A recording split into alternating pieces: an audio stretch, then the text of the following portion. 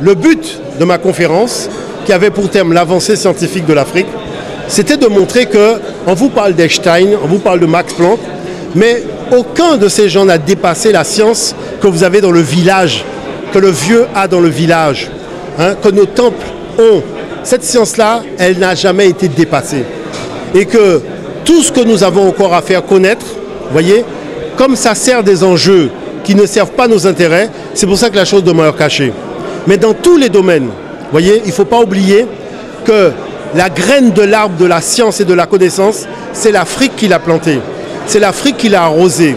C'est l'Afrique qui a fait qu'elle a porté tant de fruits. Inventer les mathématiques, l'astronomie, la médecine, le calendrier de 365 jours, la précision des équinoxes, les sciences que vous utilisez pour faire la caméra, l'informatique, les ordinateurs. Le nombre binaire informatique est né en Afrique. D'accord ? L'ordinateur, on le voit avec le Fa. Le Fa est basé sur les nombres binaires. Donc toute la culture africaine est fondamentalement scientifique.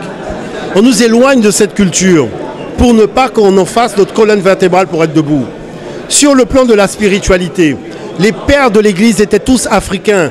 Alexandre d'Alexandrie, Alexandrie c'est en Afrique. Clément d'Alexandrie, Alexandrie c'est en Afrique. Origène d'Alexandrie, Alexandrie c'est en Afrique. Ce sont des Africains qui ont pris le savoir des temples pour donner à des gens qui n'avaient pas de tradition religieuse, une tradition religieuse. Toutes les divinités que vous voyez dans la Bible sont des divinités africaines.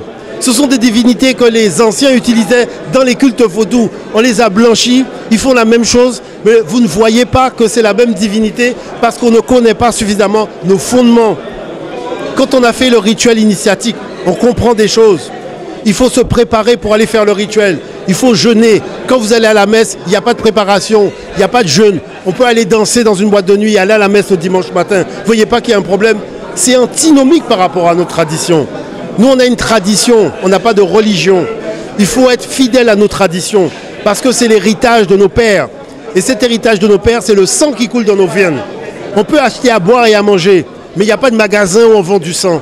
Ce sang-là vient de très loin. Nous devons être fiers. Nous devons avoir notre colonne vertébrale et faire en sorte de ne jamais oublier qu'une pyramide, on dit qu'on a construit des pyramides, mais une pyramide, c'est des blocs de pierre qu'on a assemblés au même endroit. Chaque fois que nous sommes unis, nous sommes une pyramide. Vous voulez que nous soyons une pyramide? Soyons unis et nous serons une pyramide. Il faut faire deux choses. Il faut une reconquête économique. Parce qu'on a cédé trop de terrain sur l'économie. Les boissons dans les magasins sont pratiquement 99% des boissons étrangères. Les jeunes sont là oisifs.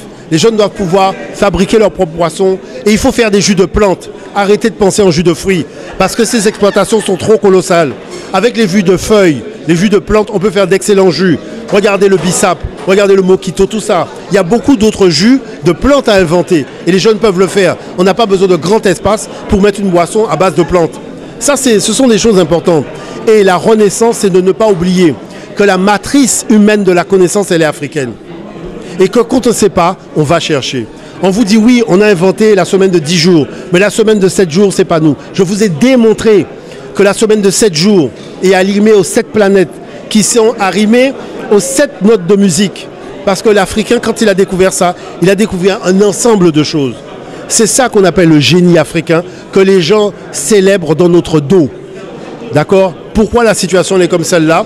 Parce que la chose qui se passe, c'est que Dieu a donné aux Africains toutes les richesses de la planète, les autres n'ont que des miettes. Et quand ils sont parmi nous, c'est pour nous braquer, nous raconter des sornettes.